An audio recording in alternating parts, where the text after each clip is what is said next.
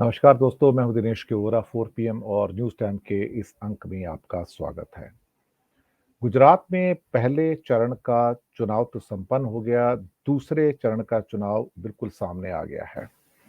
लेकिन भारतीय जनता पार्टी की सांसें अटक गई हैं, बिल्कुल सांसें अटक गई हैं क्योंकि जो अ, मोदी जी का रोड शो हुआ है, 14 कॉन्स्टिट्यूएंसी से होकर गुजरा, शायद इतिहास का सबसे लंबा रोड शो।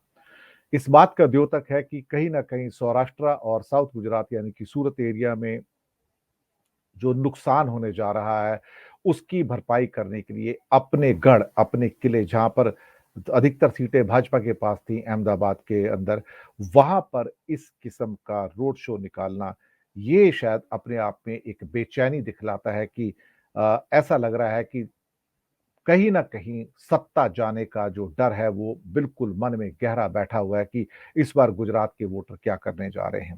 दरअसल भारतीय जनता पार्टी का जो सत्ता का मोह है वो अपने आप में बिल्कुल ही अलग है। ऊपर से कहते हैं कि हम लोग सेवक हैं और जो पदयात्रा कर रहे हैं वो जो हैं वो तो राजा हैं।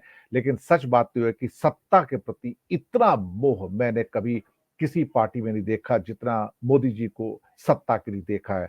और ये सत्ता का मोह हमेशा रहेगा। ये जब तक जनता ना कह दे उनको कि तुम चले जाओ, ये अपनी गद्दी छोड़कर नहीं जाएँगे। ये लिख लीजिएगा 2024 के बाद जब ये 75 साल का नियम बनाते हैं कि वहाँ पर मार्गदर्शक मंडल में चले जाते हैं, ये नियम दूसरों के लिए रखेंगे, ये खुद के लिए नहीं। मोदी जी की सबसे बड़ी परेशानी ये थी इस गुजरात और हिमाचल के चुनाव में या फिर दिल्ली एमसीडी के चुनाव में कि यहाँ पर हिंदू-मुस्लिम का कार्ड नहीं चल पाया। लोगों ने हिंदू मुस्लिम कार्ड मंदिर मस्जिद के अंदर कोई भी अपनी जो इंटरेस्ट होता था उसको नहीं दिखाया। दूसरा सबसे मुश्किल पहलू इस इलेक्शन के अंदर ये रहा कि ऐसे कौन लोग थे क्योंकि बहुत लो वोटिंग हुई है 60% 7% की लो वोटिंग हुई है। तो कौन वोट देने के लिए बाहर निकला और कौन वोट देने के लिए बाहर नहीं निकला? क्या ये वो लोग हैं जो बाहर नहीं निकले जो कमिटेड वोटर्स थे या फिर जो फ्लोटिंग वोटर्स थे वो बाहर नहीं निकले? ऐसी कौन-सी तबका या सेगमेंट था जो वोट देने के लिए बाहर बिल्कुल नहीं निकला? इस बात ने बेचैनी बढ़ा दी है। अगर हम पहले दौर के अंदर जो 89 सीटें हुई हैं, उनको अगर हम उनके बूथ वाइज़ देखें तो 3311 उसमें शहरी बूथ थे और 11,071 जो थे वो उसमें गाँव के बूथ थे या रूरल एरिया के थे। तो यहाँ पर जो डिवाइड था वो रूरल और अर्बन के बीच में ऑलमोस्ट आप कह सकते हो 4:1 का था यानी कि जिसमें 20% जो एरियाज़ हैं वो शहरी हैं और करीब 80% जो एरिया है वो कस्बाई एरिया है या फिर रूरल एरिया जिसको आप कह सकते हैं। अब यहाँ पर कई बातें भी कही गई, कुछ ऐसे शब्द भी कहे गए, कुछ खड़गे साहब के द्वारा, कुछ मोदी जी के द्वारा, कुछ बाकी नेताओं के द्वारा, जो संसदीय परंपराओं के हिसाब से बिल्कुल भी उचित नहीं होते हैं। पर आजकल ये बिल्कुल कॉमन चीज़ें हो गई हैं कि ये हो रही हैं। अ, बहुत सारे तरीकों से या कोणों से देखा जाए तो ये चुनाव बहुत रहस्यमयी है। हमारे पास जितने भी विश्लेषक आते हैं, जो बातें करते हैं, वो कहते हैं कि इस बार कुछ पता नहीं लग रहा है कि ऊँट किस करवट बैठेगा और शायद यही लोगों को नर्वस करके रखा हुआ है। एक ऑब्ज़र्वेशन मेरी भी है जो आपके सामने मैं शेयर ज़रूर करना चाहूँगा। 2012 और 2017 के चुनाव में एक ट्रेंड निकल कर आता है इन्हीं 89 सीटों का जिसको मैं आपके सामने रखना चाहता हूँ। उसके बाद 8 दिसंबर को क्या होगा ये तो जो हमारे वोटर्स हैं उन पे डिपेंड करेगा कि लेकिन ये मेरी ऑब्जर्वेशन है ये कोई फैसला नहीं है। 2012 में इन्हीं 89 कॉन्स्टिट्यूएंसी में लगभग 71.4% की वोटिंग हुई थी, 71.4 और 2017 में यही वोटिंग 4% डाउन होके 4% डाउन हुआ है, 67.4% पे आ जाती है, 67.4 जब 71.4% की वोटिंग थी तो उस समय भारतीय जनता पार्टी को यहाँ 89 में से 68 सीटें मिली थी और कांग्रेस को 22 सीटें मिली थी।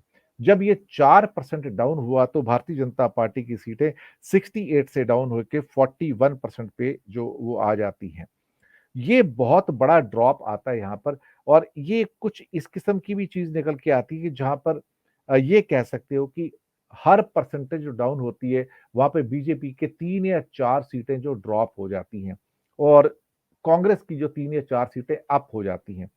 मुझे ऐसा लगता है कि जिस हिसाब से जो सीटों का आवंटन हुआ या उसके बाद वो सीटें उन्होंने जीती थी, उसमें काफ़ी बड़ा अंतर आया है और इस पर 7% का जो ड्रॉप आ रहा है, इससे पता लग रहा है कि करीब-करीब 20 से 30 सीटों का हेर-फेर होने जा रहा है इन 89 सीटों में, जो इस साइड चली जाएँगी या उस साइड चली जाएँगी, लेकिन डिसाइसिव फेज़ में जाएँगी और अगर इसी ट्रेंड को लेके चले तो बीजेपी लॉस में जा रही है। लेकिन इस बार एक और फैक्टर भी था आम आदमी पार्टी का भी।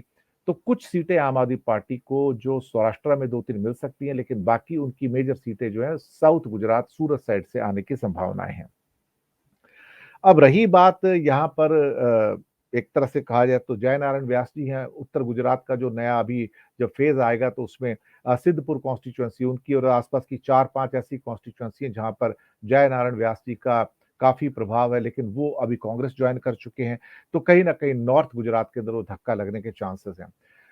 पहले चरण का जो मतदान है, यहाँ पर भारतीय जनता पार्टी के लिए अपेक्षा के अनुसार प्रदर्शन ना करना ही शायद भारतीय जनता पार्टी को मजबूर कर रहा है कि वो बड़े-बड़े रोड शो करे और जो लॉसेस सौराष्ट्र और सूरत से मिलाकर हो सकते हैं, जो संभावित लॉसेस हो सकते हैं, उसको कॉम्पेंसेट करने के लिए अहमदाबाद, वडोदरा और नॉर्थ गुजरात में उसकी भरपाई करे। सेंट्रल गुजरात जो कि अहमदाबाद और वडोदरा है, यहाँ पर कुछ ही सीटें गँवाई थी भारतीय जनता पार्टी ने, तो इस बार जो लॉसेस हो सकते हैं सौराष्ट्र में और साउथ गुजरात में, उसकी भरपाई के लिए शायद यहाँ पर कोशिश की जा रही है प्रधानमंत्री जी का लास्ट डिच एफर्ट। मैंने इस लेवल में प्रधानमंत्री को किसी भी चुनाव के अंदर काम करते नहीं देखा और इतनी मारा-मारी करते नहीं देखा। ये एक किस्म से ऐसा लगता है जैसे डू और डाई है, जैसे इसके बाद कभी ज़िंदगी में कोई चुनाव होगा नहीं। इतनी मेहनत तो मुझे लगता है उन्होंने लोकसभा चुनाव में नहीं की, जितनी इस बार उन्होंने ये अपना विधानसभा के चुनाव में की है और लगातार यहाँ पर बैठे हुए और दिल्ली छोड़ दिया, बाकी भारत की उनको चिंता ही नहीं कि भारत में हो क्या रहा है। बिल्कुल भी चिंता नहीं है। भारत में कहीं किस किसकी क्या डिमांड है, किस क्षेत्र की क्या डिमांड है, किधर क्या कहते हैं कि किस राज्य की क्या डिमांड है, कुछ लेना-देना ही नहीं है। सारा टाइम वो गुजरात के अंदर है, रैलियाँ कर रहे हैं या रोड शो निकाल रहे हैं और एक तरह से भारत का जो अपना कार्य है, जो अपने राष्ट्र का जो कार्य है, वो ऐसा लगता है जैसे उसे तिलांजलि सी दे दी गई है। तो यहाँ की सीटें जो अटक गई हैं, अब उसको नॉर्थ गुजरात से भरपाई हो सकती है। नॉर्थ गुजरात वैसे भी कांग्रेस का गढ़ रहा है। वहाँ पे जैसे मैंने बताया कि जयनारायण व्यास जी का भी काफ़ी प्रभाव होता है। इसके अलावा जो चौधरी वहाँ पर जो एक सारा वर्ग है, वो भी बहुत ज़्यादा नाराज़ है। विपुल चौधरी का भी केस हुआ था वहाँ पर। तो कहीं न कहीं भारतीय जनता पार्टी के लिए नॉर्थ गुजरात की जो 34-35 सीटें हैं, वहाँ भी उनको सेटबैक मिलने की उम्मीद है। तो उसकी भरपाई वो अहमदाबाद, वडोदरा जो सेंट्रल गुजरात है, वो वहाँ से करना चाहते हैं। अ, यहाँ पर हमने ये भी देखा है कि बहुत सारे एक किस्म से क्या कहा जाए कि अ, विकल्प की बात की जा रही है आम आदमी पार्टी के द्वारा कि हम एक तीसरे विकल्प के रूप में आ रहे हैं। लेकिन शुरुआत में ऐसा लगा था कि आम आदमी पार्टी बिल्कुल छा गई है और कांग्रेस के तो एक तरह से पूरे के पूरे पर ही खत्म हो गए हैं, वो चल ही नहीं पाएगी।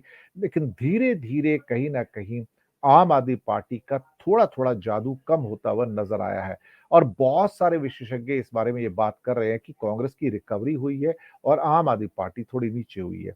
हालाँकि बहुत सारे लोग साउथ गुजरात में सूरत साइड में कह रहे हैं कि आम आदमी पार्टी का प्रदर्शन अपेक्षा के अनुसार ज़्यादा अच्छा होने की भी आशंका है। तो कई बिंदु ऐसे हैं जिनके ऊपर डिफरेंसेस हैं। अब ये सारे के सारे जो डिफरेंसेस हैं या आपस में जो थोड़े बहुत क्या कह के अलग-अलग अनुमान हैं, इन सब का फैसला 8 दिसंबर को होगा जब हमारे सामने परिणाम आएँगे कि अल्टीमेटली जनता क्या कहती है। मोरबी एक बहुत बड़ा मुद्दा रहा है और वहाँ पे 134 लोगों की डेथ हुई थी, लेकिन ज़िम्मेदारी लेने को कोई तैयार नहीं हुआ। वही नहीं बल्कि ये कहा जाए कि एक किस्म से उसके लिए क्षमा माँगना भी बहुत दूर की बात हो गई, ज़िम्मेदारी लेना बहुत दूर की बात हो गई। लोगों को मरने के लिए छोड़ दिया गया और कॉम्पेंसेशन के नाम पे भी उन्हें कुछ ऐसा नहीं दिया गया, जिसे आप ये कह सको कि ये जान की एक कीमत है। दरअसल भारतीय जनता पार्टी को इस बात से कोई फ़र्क नहीं पड़ता कि कहाँ कितने लोग मर जाते हैं, उन्हें फ़र्क नहीं पड़ता। जैसे कोविड के दौरान मिलियंस एंड मिलियंस 40-50 लाख लोग मरे हैं, जो माइग्रेंट वर्कर थे, सड़कों में निकलते थे, उनकी मौत हुई है, लेकिन इनके ऊपर कोई फ़र्क नहीं पड़ता। ऐसा लगता है कि भारतीय जनता पार्टी के जो अब जो कर्णधार हैं, ये जो सारा का सारा जो सिस्टम है, इसके ऊपर किसी की मौत का या बड़ी-बड़ी मौतों का कोई फ़र्क नहीं पड़ता है। शायद ये पत्थर दिल के बने हुए हैं। अ, इनकी जो भी सहानुभूतियाँ हैं या कभी-कभार ये व्यक्त करते हैं या नकली आँसू बहाते हैं, वो सब नकली हैं, उसके अंदर कोई सच्चाई नहीं है क्योंकि जो व्यक्ति वहां जाने के लिए करोड़ों रुपए मोरबी के हॉस्पिटल के इवेंट मैनेजमेंट के ऊपर खर्च कर सकता है और वो पैसा जो मौत हुई है उसके घर वालों को भी नहीं मिलता है। आप सोच सकते हो कि इस देश की प्रायोरिटीज क्या है, इस देश की संवेदनाएं कैसी हैं। हम एक एक किस्म से कहा जाए तो संवेदनाहीन सरकार के साथ इस समय अपना जीवन जी रहे हैं। और ये कोई नई बात नहीं है। भारत में, पूरे भारत में देखा जाए तो 2 ढाई हजार सालों से ऐसे ना जाने कितने किंगडम भी आए हैं जो संवेदनहीनता के साथ जिन्होंने राज किया है। अगर अब संवेदनहीनता है तो ठीक है, क्या फर्क पड़ता है। हमें भी शायद संवेदनहीनता के साथ जीना आ गया है। इन्हीं शब्दों के साथ दोस्तों मैं आपसे विदा लूंगा, लेकिन हाँ, पहले चरण के अंदर मैं ये कहना चाहूंगा कि भारतीय जनता पार्टी की सांसें बिल्कुल अटक चुकी हैं, उखड़ चुकी हैं। अब दूसरे चरण में भरपाई करने की कोशिश की जा रही है ताकि फिर से 99 के फेर में ना पड़ जाए, क्योंकि पिछली बार 99 सीटें थी 182 में, तो कहीं इस बार भी 99 के फेर में पड़ गए तो लेने के देने पड़ जाएंगे। शुक्रिया आपका बहुत बहुत। 4 PM और न्यूज टाइम को सब्सक्राइब जरूर कीजिएगा।